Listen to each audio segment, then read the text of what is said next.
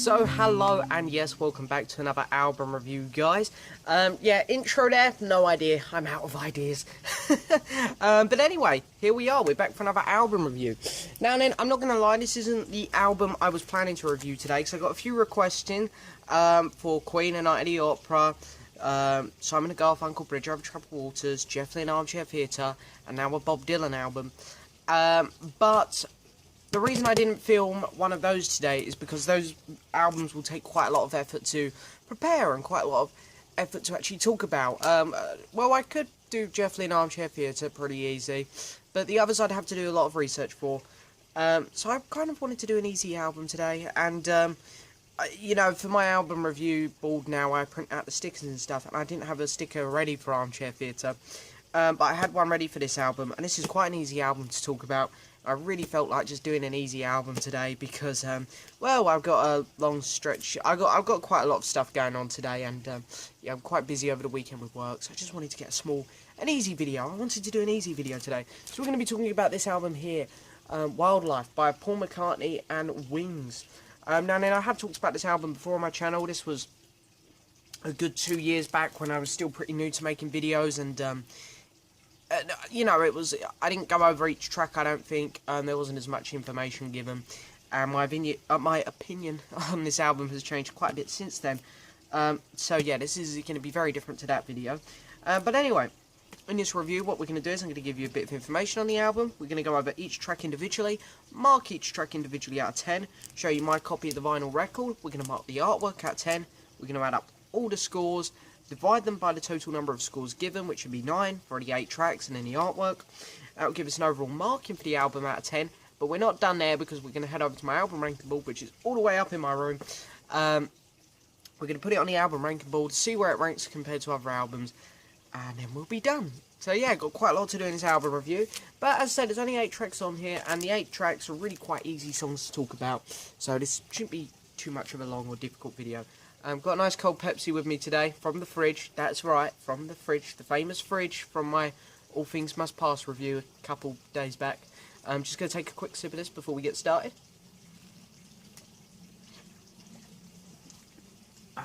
Can't beat it. And you know, I thought I'd come outside today because it's a beautiful day here in England at the minute, and kind of suits the album, you know, this is a very 70s British sounding album, and yeah, it just goes with the cover quite well, I think. So yeah, anyway, let's get started. So Paul McCartney and Wings, Wildlife. This was Paul's third solo album, or technically fourth if you're including the Family Way soundtrack. But I would count it as his third solo album release since the breakup of that pretty famous band called the Beatles. It is his first album with Wings, however, so it is, you know, Paul's solo album is very funny. The first one's Paul McCartney. The second one is Paul and Linda McCartney, and then his third album is Ram. It's like, just couldn't keep one name. But anyway, it doesn't matter. The album was released on the 7th of December 1971. First album into... No, it was the second album in 71. Ram had already come out earlier in the year. It got to number 11 in the UK and number 10 in the US, which really isn't that bad for this album. I think that's a very good spot for this album. And of course, Wings, you know, we don't just have Paul and Linda on this one. We've also added Denny Sewell. I hope I'm saying his name right.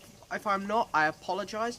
But he was, of course, the drummer for Wings, and of course, he had actually done the drumming on the previous album, which Paul worked on Ram. So he'd kind of already been on an album with Paul. So I think Paul was pretty confident in bringing him into his new band. And of course, we got Denny Laine, who is most famous for that song Go Now, and of course, you know, Moody Blues guy. He's a very talented guy, and I think Paul actually recruited him for Wings. I can't talk this morning. For Wings because of that song Go Now. So that's quite interesting there. The album was quite a quick recording one. The band literally got together and they recorded the album in just over a week, apparently. And McCartney has also stated that this album was influenced by Bob Dylan. However, a lot of artists in the early 70s were saying that, and listening to this album, I don't actually get too much Dylan, especially when you look at the A-side. You've got Mumbo and Bebop, which are very easy songs. Then you've got Love is Strange, which is a cover. Doesn't sound too reminiscent of Bob Dylan, but anyway, apparently that is the man who inspired this album. So whether you believe it or not is another story. We'll have a quick drink. Okay, so then, 8 tracks, let's get started. And I might sound a little bit negative towards this album, but when we get to the B-side, I think the B-side of this record really kind of gets its game together a bit more, and kind of saves the album somewhat. But the A-side is pretty rocky, as a lot of people know. So the opening track, Mumbo, and this is the track I was really worried about talking about, because I don't know how to talk about this track. It's one of the strangest songs I've ever heard. So it opens with this very fast beat, and you hear Paul go, "Take it, Tony," and then Paul just starts doing some of the worst vocal performances he's ever done, down the mic. And it's weird, he's screaming, you can't make out the lyrics, it's awful. It's like, this isn't the Paul McCartney that we all knew. It's like, I remember when I put this record on for the first time, when I bought it, this exact copy. And I just remember thinking, really? This is the guy who done Hey Jude and Let It Be and Maybe I'm Amazed in the backseat of my car? It's like, fair enough. Anyway, the chorus makes no sense. You know, it's beep bop biddle boo. You know, he's just doing all these weird sounds. I like the keyboard working it from Linda. That's pretty good, actually. I like how that kind of goes in with the chorus. It really backs the chorus up well and gives it some edge, which the song definitely needs, because it's a pretty messy song. The production on it is not good at all either. Has a cool guitar solo in it near the end, which I really like, actually. But other than that, the song is a real mess. The vocals are not good. The lyrics, you can't understand them. So yeah, I will say the only thing about this song which I really like is the guitar solo. So out of 10, I'm going to give this track a 2. Definitely. Even if, you know, I'm not talented in playing any instruments whatsoever, but if I was as talented as Paul and I was making an album, I definitely wouldn't release that.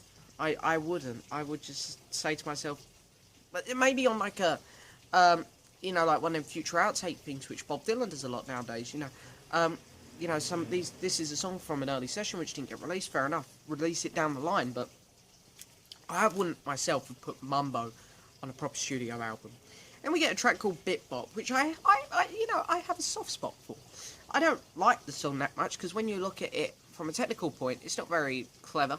It's not very interesting, but I have a soft spot for it, because it's kind of like a little daddy little lullaby song for his kids, which I think's really sweet, really nice. So I give Paul credit for that. And I would really love to talk more highly about this song, because I think it's got a great concept to it. However, when you look at the song as a whole, it's very simple. It's just Paul at the acoustic, singing, you know, bit bop, bit on bam, bit bop, bit on bam, and the lyrics are just, they're not meant to be good. They're not meant to be clever. They're not meant to be fun. They're just meant to be a little silly little fun song. So, as I say, it's hard to talk about this song as well, really. So, we'll forget about the lyrics, because there's nothing to them, really. Vocals, interesting ones from Paul. I quite like him, actually. It's very strange for him, very different. The acoustic is nice. It's a nice beat, but it goes on throughout the whole song, and it's, you know, gets a bit repetitive after a while. I love the bass work, which backs it up. That's great. So Paul's bass work on here is brilliant. Linda's vocals, not great on this one. They're okay. The song has some cool moments, but really, when you look at it as a whole, I mean, it's fun when I've got it on this record, you know. I will normally skip Mumbo and go straight to Bit Bop, to be honest. So Bit Bop is definitely a better song, but, you know, when I've got my whole Paul McCartney playlist on Spotify or on my phone, it's like, no, I don't really fancy Bit Bop, to be honest. I'm going to give the track, I'm going to give it a 3 out of 10. You know, I know that's not a very good score, but that's just me looking at it from a critical point. You know, really, it's just a pretty innocent, fun little song. But I'm going to stick with the 3. And then we get a track called Love Is Strange. And, yeah, originally done by Mickey and Sylvia. And, of course, later covered by Buddy Holly, which became a semi-hit. And I think that's probably the one Paul grew up with listening to. Because I know Paul and John, and probably George and Ringo as well. But I know especially John Lennon and Paul as well were big Buddy Holly fans. So Buddy Holly, of course, covered this song in the 50s and made it a lot more popular, I believe. But Paul's version of it is actually my favourite version of it, I will say. And that's because it has a little bit more characteristics to it. It's got a bit more of an edge. It's kind of has, you know, it has a very long intro. That's the problem I have with the song. The intro is far too long. But the vocals, this is Paul's best vocal performance yet. Brilliant. It's like, that's the Paul McCartney I know. Linda's vocals work pretty well with it. You know, she's a bit overwhelming at times on the song, but it's not bad. It's not bad. I like how the song ends as well. It's got a nice ending with the drums and whatnot, but you think it's going to end, and then all of a sudden it picks up for another verse, and it's like, oh, okay, well that's pretty clever. So yeah, it's not a bad track. I'm going to give this one a 5 out of 10. And then we get to the closing track on side 1, which of course is the title of the album, Wild Life. And I have problems with this song. This, you know, Mumbo's the easy one to pick on. The track which I really have issues with is Wildlife. It starts off really slow with Paul at the acoustic, and he just sings, you know, I forget the line. It's the words wildlife apply to the words me and you, or something like that. I can't remember them off the top of my head. But anyway, you guys know what I'm on about. So it starts off really slow, and all of a sudden you get really weird, creepy keyboard where ding ding ding ding ding ding ding ding ding ding ding ding. Then the drums kick in, and the drums are good in this song. I think that's one of the best things about it. But really, Paul's vocals are not great on this track. They're very stretched. The lyrics, of course, about the animal rights and stuff, you know, him and Linda being big vegetarians. And I get that. There's nothing wrong with that. It's like, I don't mind the fact that he's, you know, putting his opinion out there on something like that in a song. I think that's fine, but at least come up with some good lyrics for us. I think Looking for Changes on the Off the Ground album was a much better attempt to do an animal rights song, because this one here, the lyrics are so forced, so rushed as well. I think, you know, they're not very good at all. So yeah, when it comes to Paul's animal rights songs, definitely go to Looking for Changes from Off the Ground. That's a much better attempt. Yeah, I just generally don't like this song much. I don't. I'm going to give it a 3 out of 10. Then we move on to side 2. Side 2 picks up. Gonna have another quick drink here before we carry on. Okay, side 2. Some People Never Know. Nice little acoustic song. Paul's vocals are really, really good on this one. They work really well with Linda's. One of Linda's best vocal performances here on the album. It's a very nice little song, really. Just love how the song gets heavier nearer the end. It kind of builds and builds. The production work on this song is the best production so far, because the A-side just sounds like it was all done in one take.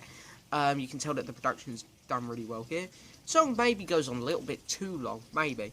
But really, it's fine. It's no big deal, because it's the best song so far, really. I'm going to give this track 6 out of 10. It's a good track. I like it.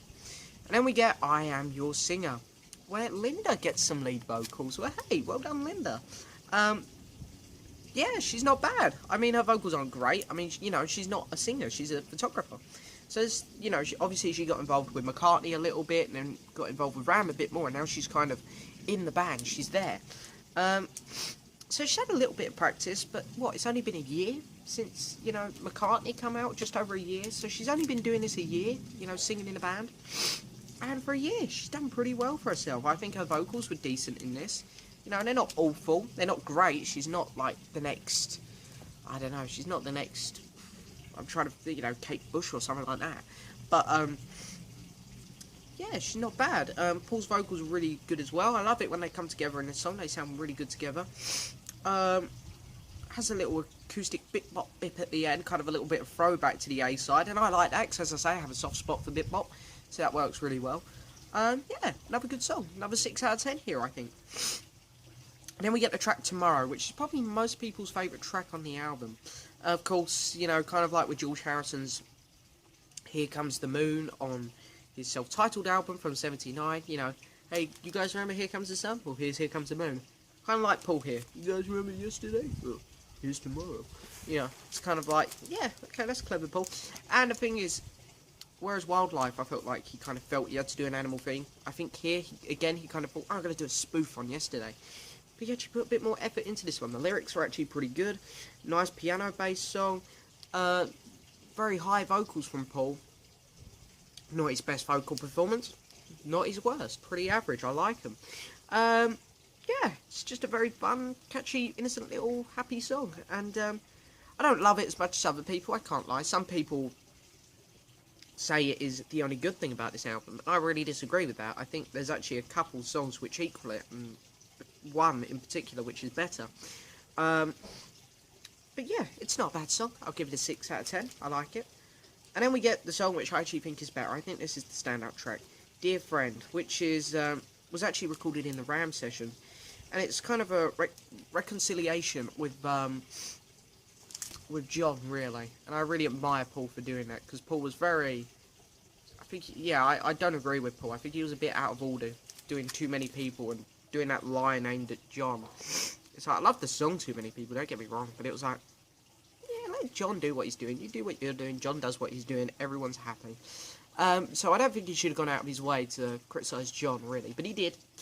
And John didn't take it too well, and John came up with the song How Do You Sleep, which I was not too much of a fan of. Felt that one was, it's like Paul kind of like poked John a little bit, like, hey, a little dig at you, and John just turned around and thumped him in the face, kind of thing.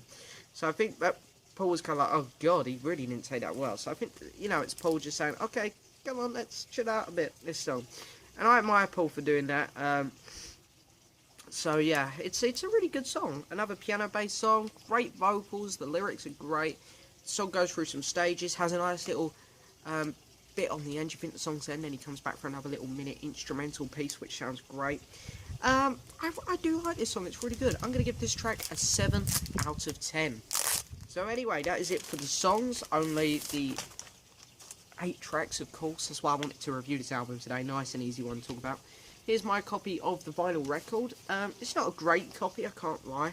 I could do with an upgrade, but to be honest, it's not a major concern of mine. It's not a massively important album for me. But of course, if I find one out in the wild cheap, I'll pick it up, of course. But yeah, it's nice. This is an original UK copy. I love the cover. I think that is actually a brilliant cover. Here's the back cover. So yeah, pretty cool. Nice little picture, which I presume Paul drew. I'm not sure. And then, of course, something here about the band Wings, which was written by this Clint guy. But a lot of people say that it's actually Paul. A lot of people think Paul wrote this. And yeah, it's just about the new band. And then you've got the track listing, of course, Wings Wildlife. And I believe on the US pressings there was a sticker where they had Wildlife up here, which I really liked. Oh, I've got to apologise, people, about the sniffing. The hay fever's kicking in good today. Anyway, don't know if it was meant to come with a yellow sleeve, but mine did. And then this was the first album where you got a Beatle on the A side and then a Beatle wife on the B side. So yeah, that's pretty cool. You got Paul there, and then Linda on that side, which of course the other Beatles went out their way to mock. John did with Sometime in New York City, but to be honest, I say to Paul, you know what, he tried to take mick at you with that record label, but don't worry about it, because that album sucked. So, and then George, of course, went and done it on Dark Horse, and again, I think there's a curse when you put a Beatle on the sticker of the A side of the record, and then a Beatle wife on the B side, because generally this ain't a great album from Paul. John Lennon's Sometime in New York City isn't a good album, and then Dark Horse for George, where Olivia's on the B side, again, not a great album. So, yeah, I'm not sure what that was all about, really, but anyway, I like the cover, it's pretty cool. You've got doves on each of the members there. Paul's is on his shoulder, as is Linda's. Denny's is sitting next to him, and the other Denny, the drummer, it's on his hand. So yeah, pretty cool. Gonna give the album artwork here a 7 out of 10. I do like the cover, cool cover.